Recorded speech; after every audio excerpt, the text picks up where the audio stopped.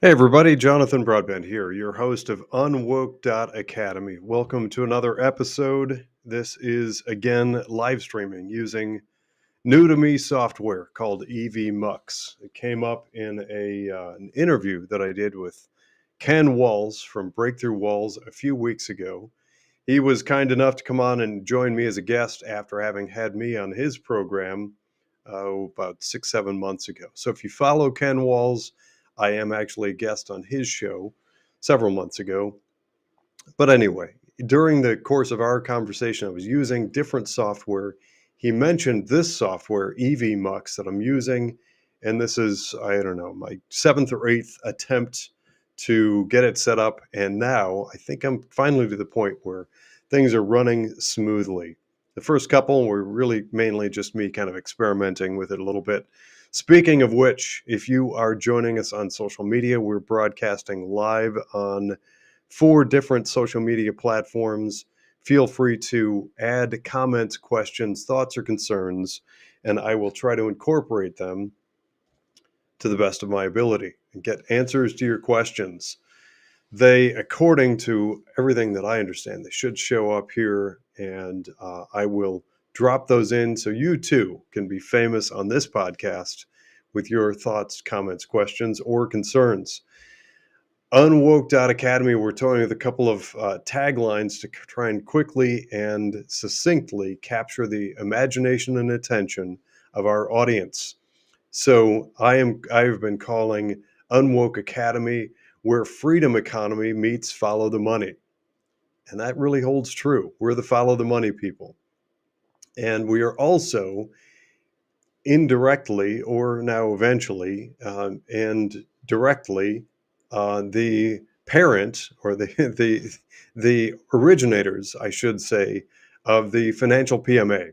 So what I mean by that is we started doing research into the woke influence on Wall Street many years ago and finding the woke influence, the far left, inappropriate and really candidly very non-defined ESG, which stands for Environmental, Social, and Governance, DEI, which is Diversity, Equity, and Inclusion, which is really just a rebranding of critical race theory, and the undue, inappropriate influence of corporate equity index. We ended up putting that research to work and formed what I still believe to be the first and perhaps only financial private membership association in the US. That's financialpma.com. It's a separate website. Go check it out. If it's a fit for you, we hope to see you in the club. We've got some great members with all kinds of great feedback and encouragement for each other. And we are also the site of Doge Your Plan, which reminds me to drop the hint. If you didn't watch last week's 3 episodes, we did 3 episodes in a row, part 1, part 2, and then part 3 on 401k plans and how they work. And yes, of course, that includes lots of cousins and comparable types of plans like 403b, 457 plans, and things like them. It doesn't hurt to know some of the technical details that go into how those types of plans operate. And actually, a lot of the breadcrumbs that I put out are the types of things that you can take virtually anywhere to advocate for yourself. Get yourself the best plan possible. For a lot of Americans, that's the lion's share of where their money is. It ends up being in things like 401k plans. Make it the best you can.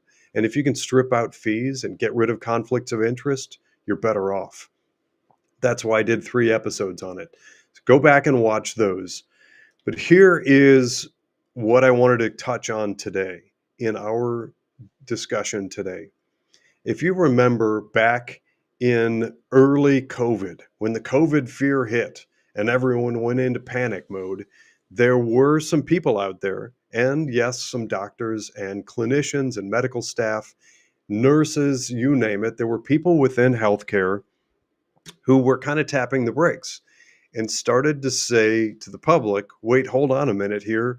There appear to be some alternatives. And why should everybody fall into the same protocols? You have to air quote that. And that's what happened. there was a huge push from on high, mainly having to do with some politicians who were pushing big time for a one size fits all categorical solution. I can't even call it a solution, a rollout for the nation and for the world of everybody going into the same protocol. In the world of healthcare, that's really unheard of. Doctors and medical staff should have been allowed to diagnose and render what they feel is appropriate answers for people and explore, especially if it appeared not to be working, to explore alternatives. Well, I know it's all water over the dam now, and we know that.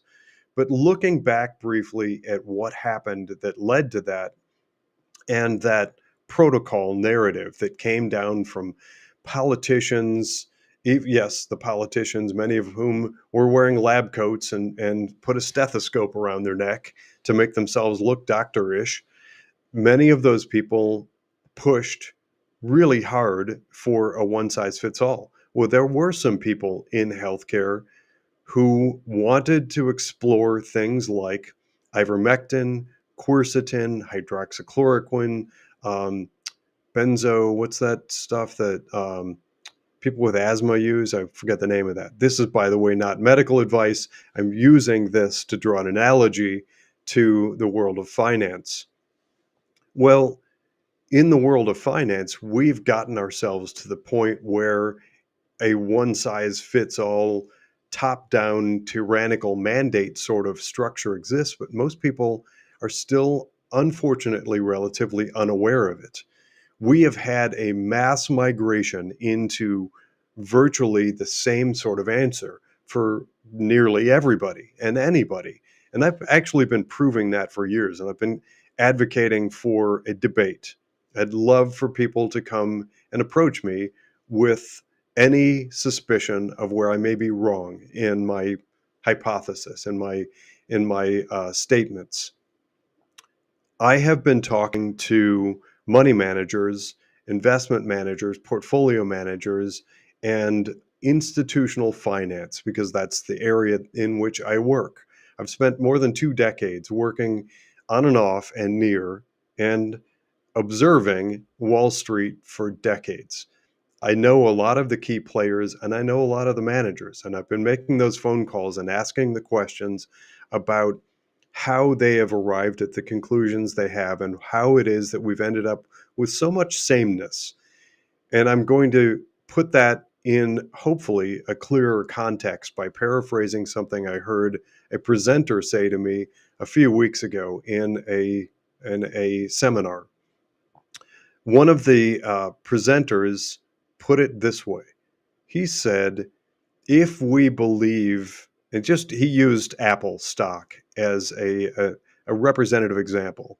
He said something along the lines of, if we believe in the current valuation of Apple stock, then we believe that most of the world is going to soon live in Apple homes, drive Apple cars, stream Apple TV services, and wear and use Apple electronic devices.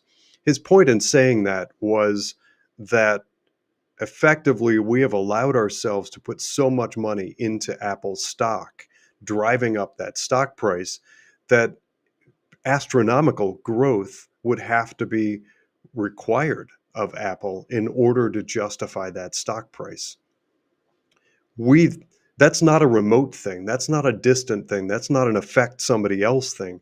That's we the people. That's our money. That's the roughly $35.7 trillion in US retirement assets and many, of course, global markets pumping money into Apple stock. That's what led up to it. And in my book, it creates a bubble. I call it the globalist bubble. If you didn't watch that episode, go back and watch it. It's designed to be revealing. It is the culmination of years of my research, the globalist bubble. And to my way of thinking, there is a nearly identical methodology and thought process that led to that sort of that homogenous approach, that protocol that was rolled out in healthcare, mandating that everybody from hospital administration on down to the nurse who met with you should never ask questions and do the same thing to everybody. The same thing in my book is absolutely happening in the world of finance. We have these mega managers, these globalist banks that have really effectively usurped and taken over intelligence, reason, common sense, and rationality, and replaced it with these woke protocols. The woke protocols are the veneer of do-goodery, this virtue signaling of DEI, ESG, CRT stuff. By the way, if you are the type of person, if you're listening to this, you're probably not far left. But if you are, and you're one of those people that like to chase around after me on social media and troll me, then great, you're welcome. Because here's what I'm going to tell you. You're being lied to also. You're being told all kinds of fabricated mistruths. Like, for instance, the research that I've done into sustainable funds. I have to air quote that again, sustainable funds. It's greenwashing.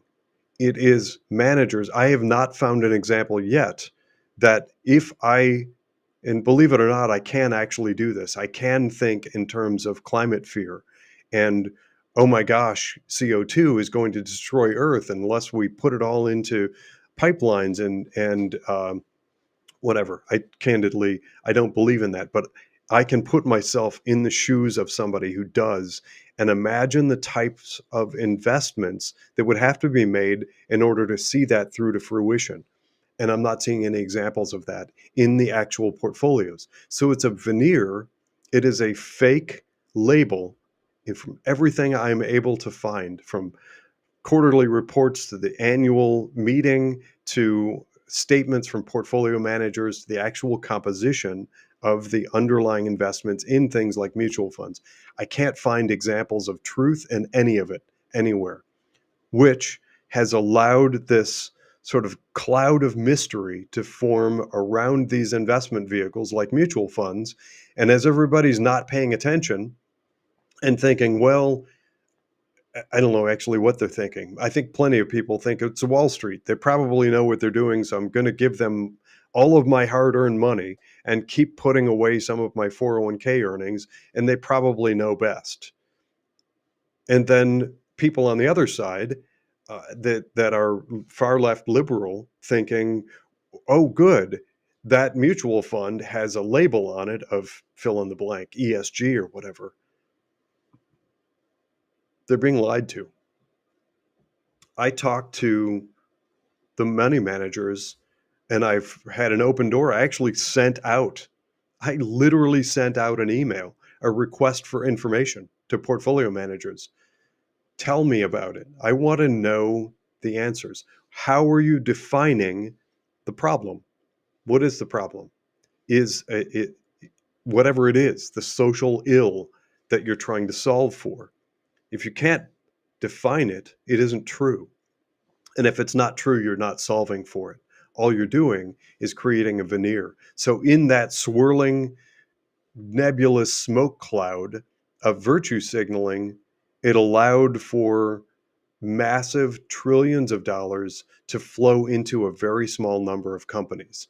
Those, what I call mega cap globalist companies. By the way, a lot of people periodically ask me, what's the cap mean? When you hear small cap or large cap, or I'm using the term mega cap, sometimes you might hear micro cap. That stands for capital markets. The cap is the how much capital or how much money the company has. And generally speaking, they're broken out into sort of tranches. So depending on how much money the company has, they may be a very small company or a very large company. That's basically what that means. And so when you're talking about globalist mega cap, those are the companies with many, many, many billions of dollars. And it's pretty easy in that market if you are kind of blowing smoke and working in cooperation with with politicians to capture massive amounts of money. So what if you work for the largest money manager in the world, or one of the three largest in the world, managing trillions of dollars, and you find a way to make it financially beneficial to politicians to create an environment where you get even more of the money. That, I believe, is what's happened. That's the environment we're in. And so, for that reason, I draw that parallel. Well, we're finding out, and I think we're coming to terms with the financial incentives that led to our healthcare system really, in my book, kind of blowing itself up. They destroyed their credibility by allowing this one size fits all mandate to go into hospitals and get jabbed into the arms of many hundreds of millions of people. I read a disarming, alarming statistic recently about the number of children who are now, I think, 7 times jabbed in the United States. It's horrifying, and it just turns my stomach to think about. And the pharmaceutical companies are just raking in profit from that. Yes, the two are related in that realm. The profit is the motivator, but similar to the way that hospitals were manipulated by, I'm going to call it fake research because I read the Lancet report and I'm aware of what led into that. And I do believe that there's legitimacy, I do believe, to the concerns around the main Lancet report that was it was used early on in COVID.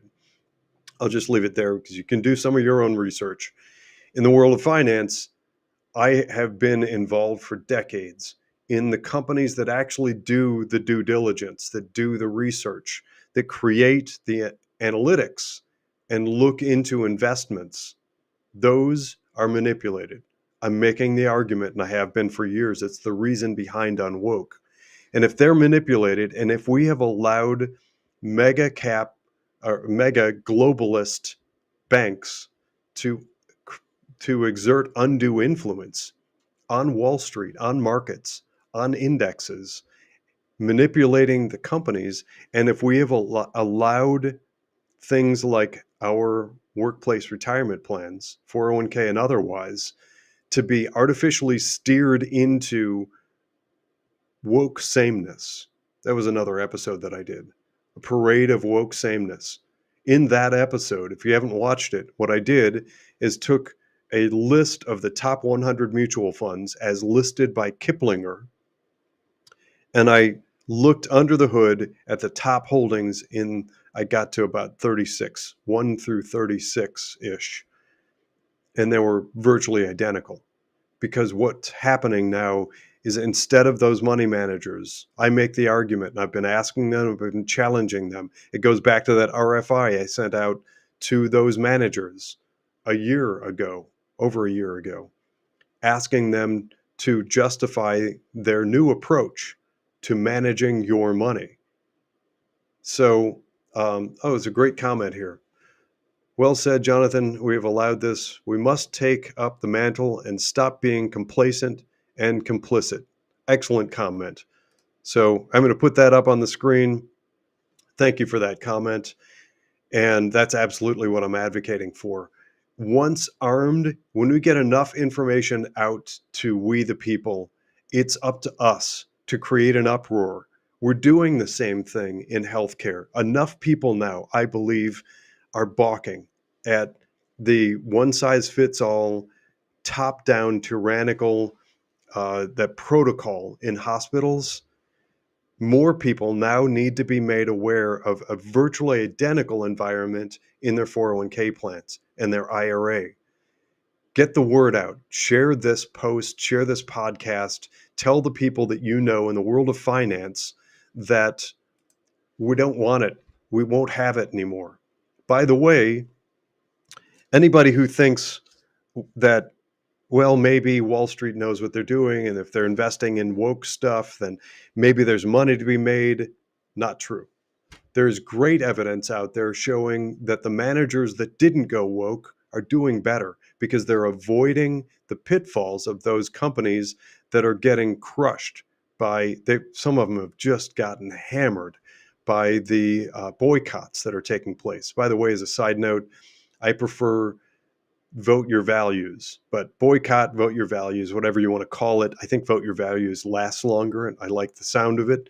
Whatever you're doing, Target, just as one example, the company Target lost a reported $13.8 billion in market capitalization when they went about that big thing where they were selling children's clothes in onesies with satanic symbols and the rainbow stuff.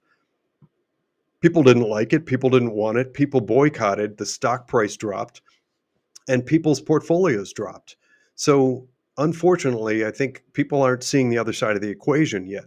Some of those same people that were out boycotting Target didn't realize that every time they're making deposits into their 401k plan, some of their 401k money probably might be going into Target stock, propping up their stock price, which is partly what allowed an average. I'm just going to ballpark the figure. Recently, many of those mega cap globalist woke companies paid huge bonuses.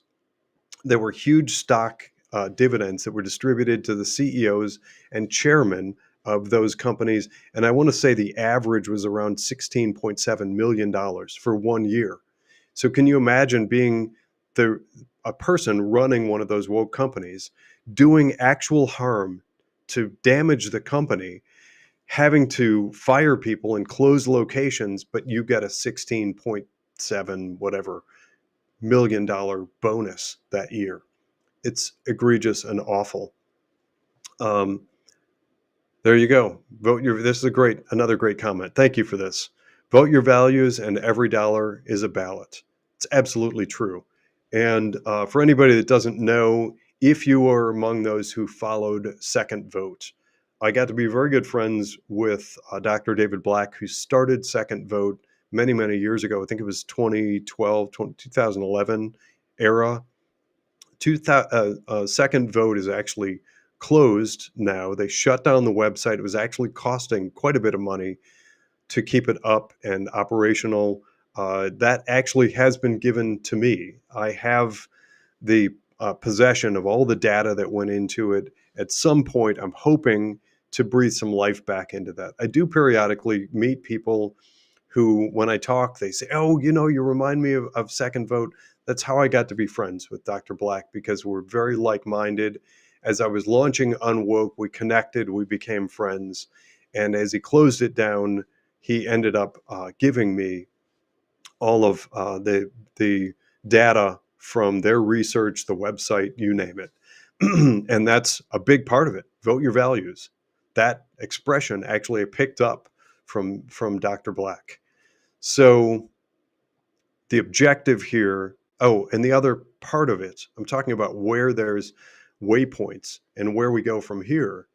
What gets actually really exciting, if you are a fan of Donald J. Trump, our president, and the America First movement, Make America Great Again, that, by the way, I am one of those people who consistently or routinely tells the world that's not a Trump thing. Trump is the current kind of spokesperson of it, but that's a national and international populist movement to bring power back to we the people.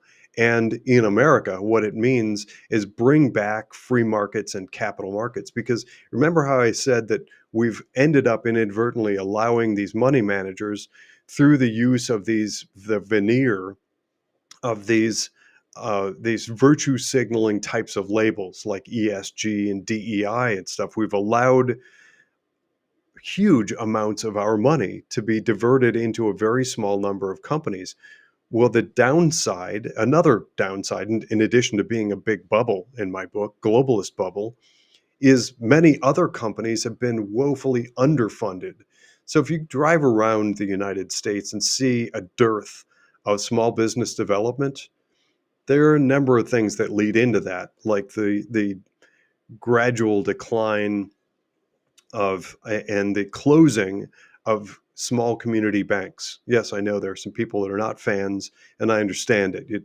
People don't like banking, but they're necessary in many regards for small local economic development. And when they're gone, there's nobody to lend money.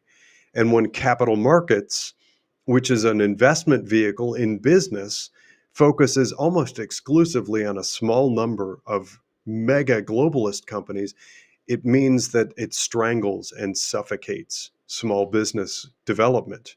Well, on February 21st, Donald J. Trump issued the America First policy statement, which throws down the gauntlet and tells the world we expect exactly the opposite.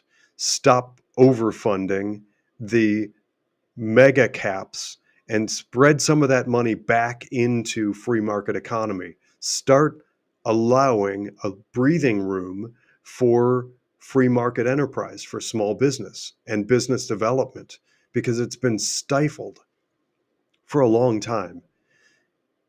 Not surprisingly, that document, the America First policy statement, has fallen on deaf ears. It's crickets from the media, and politicians and Wall Street, to a great extent, they're kind of conjoined. Wall Street and politicians are, I think, deathly afraid of it, including some mind-boggling statements that have come out from these money managers in direct opposition, like they are clueless or trying to smokescreen. I'm not sure what their approach is, but it's just frustrating as heck.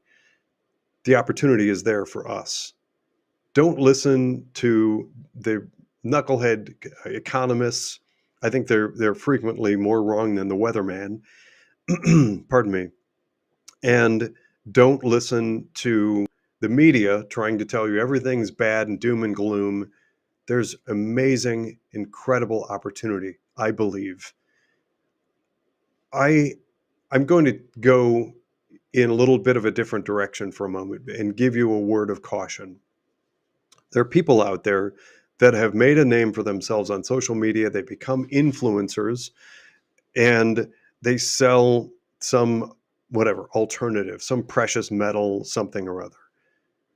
If somebody's telling you that we've got problems with the dollar and the stock market has a volatility, whatever, don't even get me started with how manipulated and falsified many of our indexes are. If somebody says, just move all your money over here, here's the answer, be very cautious, be very leery. Those, in my experience and the research that I've done, many of them they're sales driven because they can make money off of that. I don't have any problem with people making money, and it is disclosed, but I know for a fact there isn't any one size fits all. Everybody move your money over to this thing instead of this other thing. Economies are more complex than that by necessity. The answer ultimately is a lot of things. And yes, there is some complexity to it. And I understand some people don't want to hear that, but you have to. You've got to follow me on this, because if we do what Donald Trump is encouraging in the investment policy statement, we can instruct our financial institutions, our advisors and stockbrokers, those financial planners, to redirect that money out of those 30 companies that, in my book, they're poised to drop. I really, truly believe that they are drastically inflated and they have nowhere to go but down from here. Get your money out of those and get money into a broad pool of all kinds of different diversified investments that grow an economy. That's such an unbelievable, spectacular opportunity. When looked at through that lens, that is the future. That is literally make America great again. It's the America First policy statement. Look it up. It's also encouraging international investment into the growth of the US economy. It does all kinds of wonderful things. Of course, the media isn't covering it, at least not yet. But remember, early on, there was there was absolutely a moratorium on talking about hydroxychloroquine and quercetin and those kinds of things on the healthcare and pharmaceutical side. You literally weren't allowed to talk about those. You got I'm kicked off of LinkedIn. It still infuriates me. I was paying, this is a side note, but I have to vent for a minute here. I was paying for something called Salesforce at LinkedIn. It is a, hold on a second, I'm losing my voice. I was asked on a podcast I was on earlier what I'm drinking. That's actually ice water with lime in it, just for a little hint of flavor. Um, Keep my voice going. So my company had over 10 years had worked really hard, and I actually I'd hired an outside marketing firm and was doing a lot of work leveraging Salesforce at LinkedIn, and got engaged in some conversations there early on in COVID, talking about hydroxychloroquine, quercetin, those kinds of things, and was kicked off. I had to fight them and eventually got some of my money back, but it was ridiculous. That's the environment we were talking about. And ultimately, eventually, we've come around now, and the FDA and all sorts of other organizations have quietly come out and acknowledged that there is some benefit to those. And they're not the horrible, terrible thing that we were told. And by the way, I've already said, this is not medical advice. I'm just using that as an analogy. We're kind of in the same place with finance. So it is incredibly unpopular, maybe less so now than 2 years ago, but it is not a common conversation for people in the world of finance to talk about a globalist bubble and inflated stock price in a handful of mega cap globalist companies. But candidly, I don't care. It's the conversation that has to take place because it's the truth. As I understand it, based on all my research, I'm not willing to follow the protocol. I'm not willing to follow the narrative and go out and sell more of the big woke mega far left anti-American anti-West companies. By the way, here's another, if my arguments that the managers that didn't go woke did better because they avoided the pitfalls, and if my argument that funding the next new big thing, the emerging company that you haven't heard of yet, that you're not, it isn't giant yet, but someday it could be. If only they can get the capital to grow and get what they need and get into research and development. If my arguments for those aren't enough, I'm going to add a third. Go back and watch the episode that I did with Justin Bernier on the National Security Index.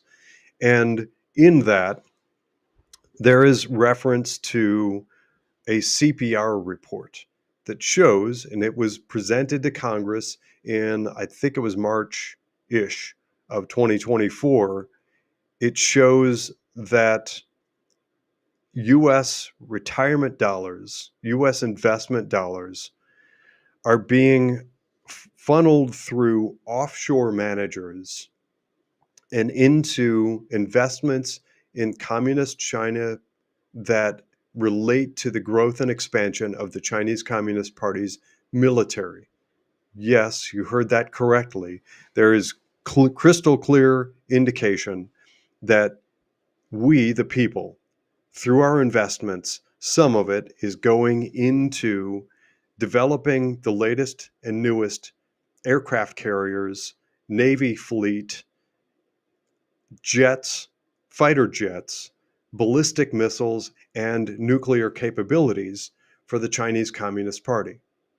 They're using our money to develop and expand their military. So those three arguments together hopefully nudge people in the right direction to start the conversation now. Go out with your financial advisor, call them. If they're woke, If they refuse, if they keep you in the same bubble that virtually everybody else is in, and refuse to consider or acknowledge the America First policy statement and your interests in trying to be a part of the catalyst for the freedom economy, for the future, fire them, go somewhere else. Now I'm going to separate this. Part of what we've done with the financial PMA is open to all. Love to have your phone call, but ultimately, it's actually more important that you push your advisors, your brokers, the people that you know in finance to do the same thing. I know that sounds strange to hear, and I'd love to grow the financial PMA. And some people are coming in, and that's great. We welcome them. But I'm putting all this out there with the express interest in trying to force other financial firms to do the right thing. Kind of like, and again, I keep going back and forth using the analogy of medicine. There are people out there that in my book are heroes, like Dr. Simone Gold, who pushed and created America's Frontline Doctors.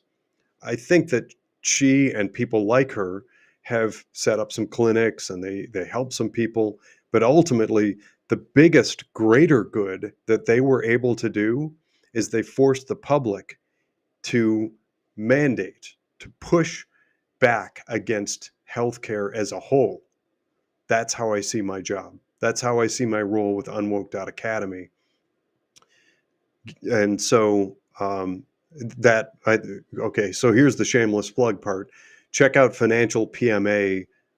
We are actually financialpma.com. That is, I still believe, the first private membership association for finance. And I think we may still be the only one. But take that too. Take that to people you know. Tell them to duplicate it. How strange does that sound? I'm not trying to develop something to have a market exclusive. I'm trying to develop something so that lots of other people copy it and we can create the freedom economy of the future. Anything that you see, take anywhere, go anywhere, get it into the hands of other people. Let's engage the conversation. And for the folks making some comments here, thank you for that. That's greatly appreciated. This has been another episode of UnWoke.Academy. I'm Jonathan Broadbent, your host. Thanks for listening.